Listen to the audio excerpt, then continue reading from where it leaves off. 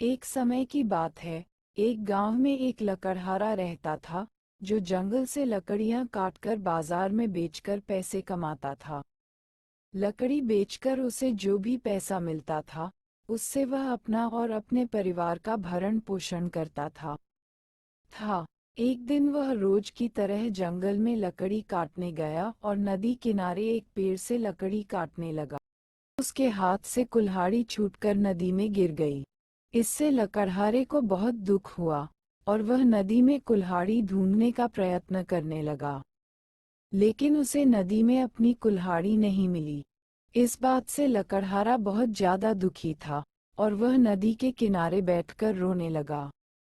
जब वह नदी किनारे रो रहा था, तो लकड़हारे की आवाज सुनकर नदी से भगवान प्रकट हुए।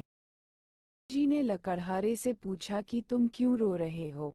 इस पर लकड़हारे ने शुरू से अंत की पूरी कहानी भगवान को सुनाई।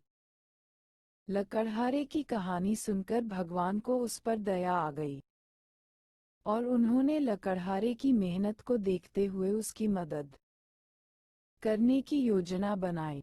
इसके बाद भगवान जी नदी में सोने की कुल्हाड़ी देखकर लकड़हारे बोले कि हे भगवान, ये कुल्हाड़ी मेरी नहीं है। इस बात को सुनकर भगवान फिर से नदी में गायब हो गए और इस बार एक चांदी की कुल्हाड़ी लकड़हारे को देते हुए बोले, ये लोग तुम्हारी कुल्हाड़ी। इस बार भी लकड़हारे ने यही कहा कि यह कुल्हाड़ी भी मेरी नहीं है और मुझे सिर्फ मेरी कुल्हाड़ी चाहिए। भगवान ने फिर से नदी में गायब होकर एक लोहे की कुल्हाड़ी निकाली और लकड़हारे को देते हुए कहा, ये लो तुम्हारी कुल्हाड़ी।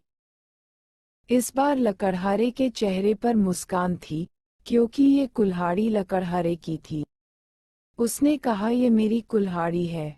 भगवान ने लकड़हारे की ईमानदारी से खुश होकर उसे सोने और चांदी की दोनों कुल्हाड़ियां भी उसी लकड़हारे को दे दी।